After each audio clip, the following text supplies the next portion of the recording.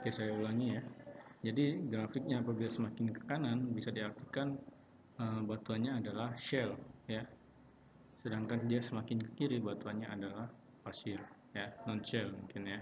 Gitu. Nah, untuk log mitologi sudah selesai. Lanjutkan dengan kolom kedua, ini adalah log resistivity ya. Log resistivity ini adalah log yang digunakan untuk mengukur resistivitas batuan ya, dan fluida yang ada di ini ya, di reservoir mungkin ya, dimana dia terbagi atas 3 jenis ya, ada LLD, LLS, dan MSFL.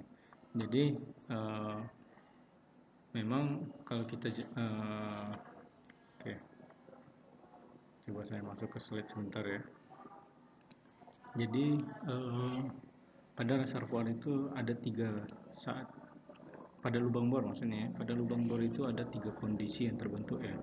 Yang pertama ini adalah sebentar ya, ada 3 zona misalnya ya.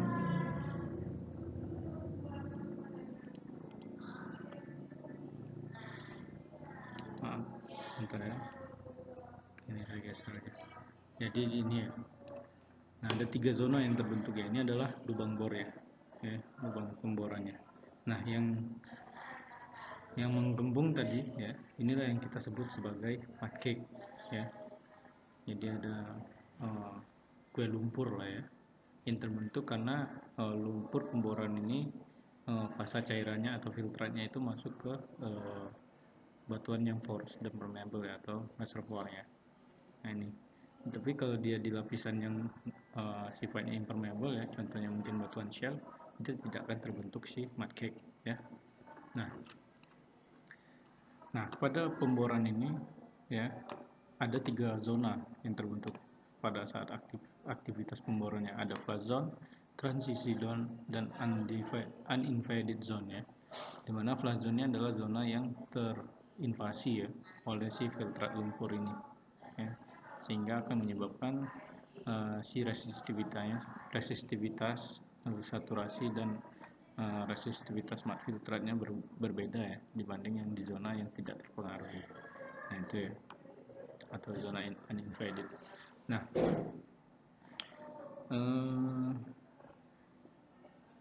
saya lanjutkan dulu ya. Untuk yang zona kedua, ini adalah zona transisi ya, dimana pengaruh dari si filtrat lumpur ini sudah mulai mengecil di zona transisi ini ya. Lalu yang ketiga adalah zona yang tidak terpengaruhi oleh filtrat lumpur. Jadi data-data yang ada di sini adalah data dari si fluida formasinya. Di sini ada resistivity RT ya, resistivity true ya, true resistivity.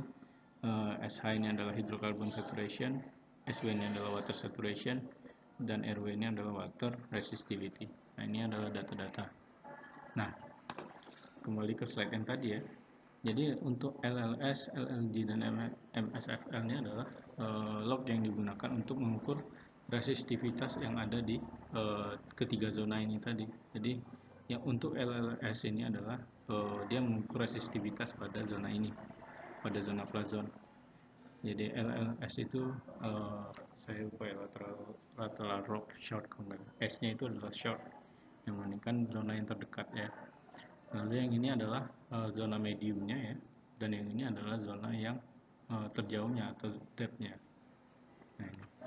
Jadi ini adalah yang transisi flat zone, ini adalah si zona transisi, dan ini adalah zona uninvaded yang tidak terpengaruhi. Jadi seperti yang saya jelaskan, resistivity ini dia mengukur ketahanan ya, ketahanan dari fluida yang ada di dalam si batuan reservoir ya. Jadi semakin fluidanya itu bersifat menghambat, artinya resistivitasnya semakin tinggi, artinya fluida yang bersifat isolator itu adalah fluida hidrokarbon. Itu ya. Jadi kemungkinan ya di sini adalah daerah yang memiliki resistivitas tinggi ini adalah daerah yang mengandung fluida hidrokarbon ya, diindikasikan dengan kandungan shell yang sedikit ya. Maka di sini adalah batuan reservoir. Nah, barulah selanjutnya di combine lagi dengan log yang ada di kolom ketiga, yaitu adalah log porosity atau log untuk mengukur nilai porositas.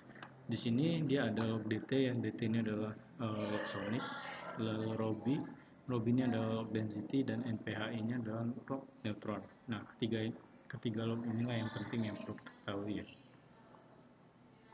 Nah, log dt ya, saya jelaskan dulu yang dari dt ya. Sebentar.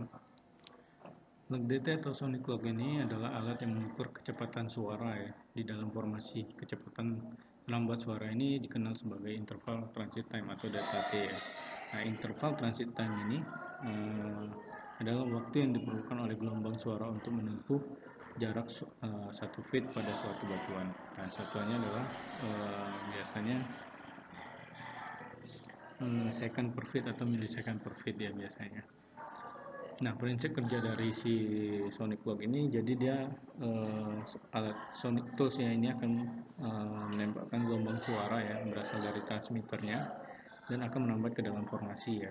Nah, perambatan suara di dalam formasi ini tergantung dari metrik batuan dan porositas batuan ya, dan fluida di dalam pori-pori batuan. Nah, gelombang suara yang merambat ini dalam formasi akan dipantulkan kemudian ditangkap oleh receiver. Nah, itu ya.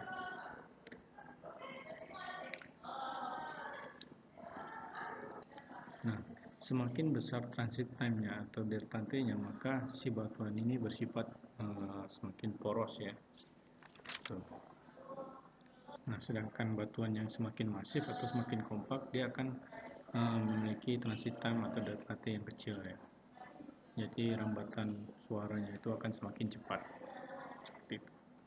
Nah, berarti umumnya yang dicari untuk log dt ini yang warna hitam adalah chart yang dia semakin membesar ya. Nah, untuk log dt ini semakin besar dia semakin ke kiri ya. Jadi yang seperti yang kita lihat semakin kiri ya. Nah, ini yang hitamnya dia semakin besar ke kiri.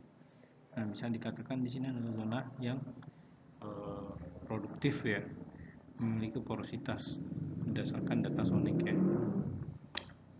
Nah, lalu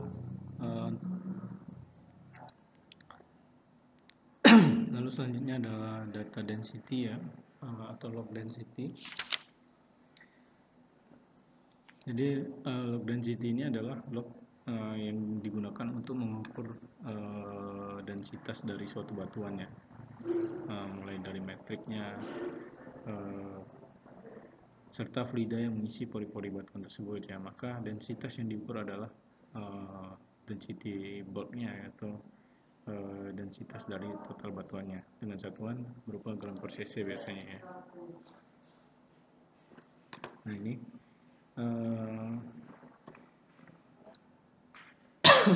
nah seperti yang kita ketahui ya, densitas ini atau biasa kita kenal dengan massa jenis atau juga biasa kita kenal dengan kerabatan ya.